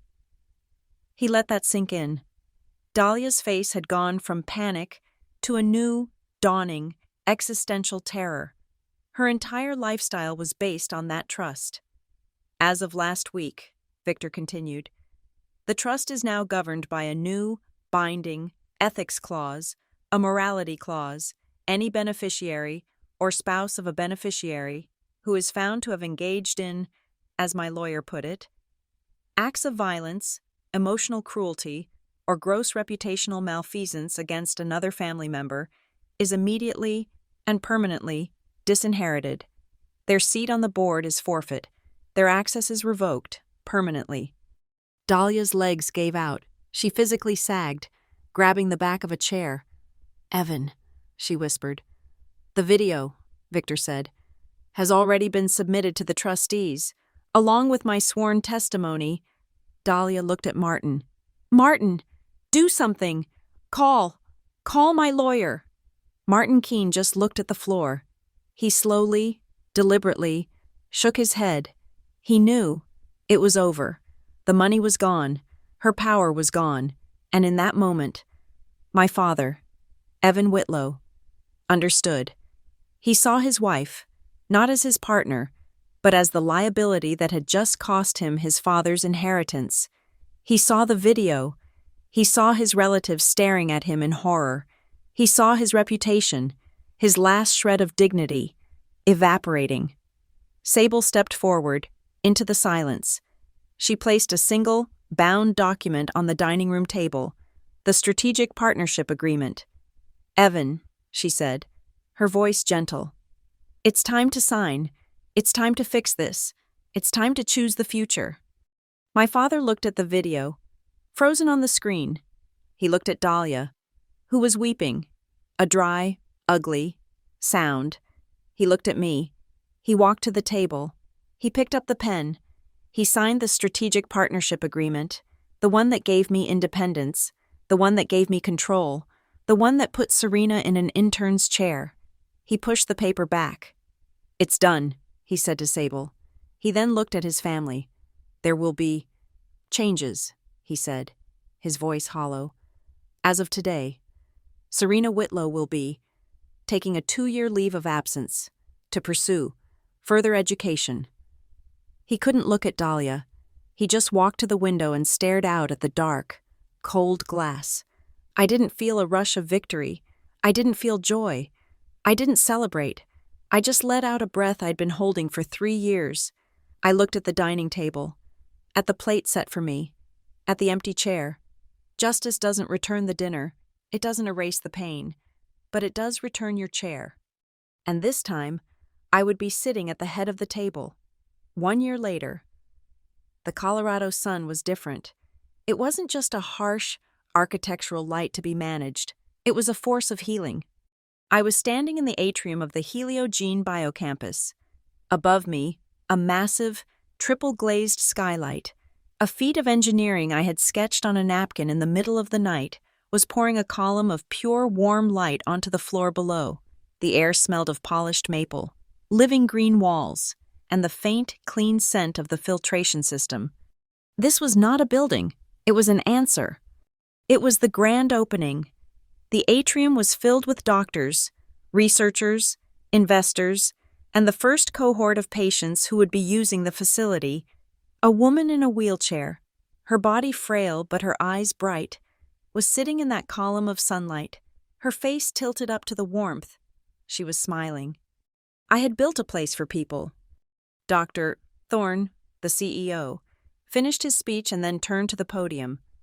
"And now," he said, his voice booming with a genuine pride that made my heart swell, "the woman who turned a glass box into a human solution, the principal of Whitlow Atelier, Ms. Aria Whitlow." The applause was a thunderclap. I walked to the podium. I was in a dark blue suit this time, the color of confidence, not war. I looked out at the crowd. I saw the press, their cameras flashing. I saw Liam Morrigan, who had built this place with me, beam. I saw my team, Reese and the 6 others, now the core of my 30-person firm, standing in the back, looking proud. And then I saw the front row. My father, Evan Whitlow, was sitting there. He was not looking at the architecture. He was looking at me. I set my notes down. I didn't need them. "Thank you, Dr. Thorne," I said. "We are all taught that legacy is something we are given, a name, a company, a fortune. We're taught to protect it, to honor it, to fit inside of it." 5. I looked at my father. "But I've learned that the best legacy isn't the one that's handed to you. It's the one you are forced to build when you've been dismissed. It's the one you design in the dark, when no one is watching. The strongest foundations are not made of money. They are made of your own, non-negotiable value." I looked at the patient, still smiling in the sun. "This building is not a monument to a name. It is a testament to the work. It is a space for people. Thank you." It was a short speech. It was all I needed to say. The applause was polite, but as I stepped down, something happened. My father stood up. He didn't just stand. He was the first one on his feet, and he began to clap. Not the polite, rhythmic clap of a CEO.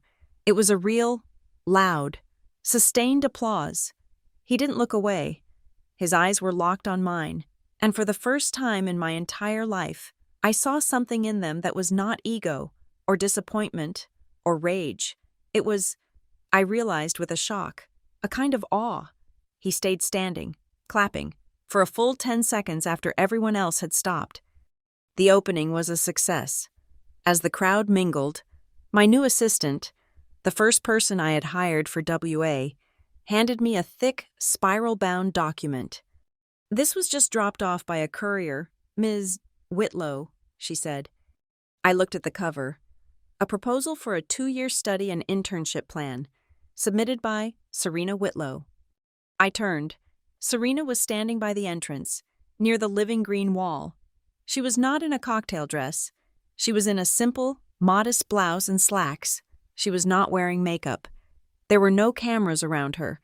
She was just watching me. She saw me see her. She looked terrified. I looked at the proposal in my hands. It was thick. It looked real. I gave her a single, short nod, a nod of acknowledgement. Not forgiveness, not yet, but acknowledgement. She just stared for a long moment, then turned and walked out, her back straight. She hadn't asked for a photo. She hadn't tried to speak to me. She had just submitted the work. Aria. Juno Park was at my elbow, a tablet in her hand. She was, as always, glowing with the thrill of data. "Just so you know," she said, "as of this morning, Wudji's holding stock just clawed back another 6.5%. "Good for him," I said. "Good for us," Juno corrected. "I ran the analytics. The market isn't responding to Wudji. It's responding to the Wudji strategic partnership. The press around this building, around our transparent collaboration, is what's fixing his brand. He's not just recovering. He's recovering because of you. You've become his halo."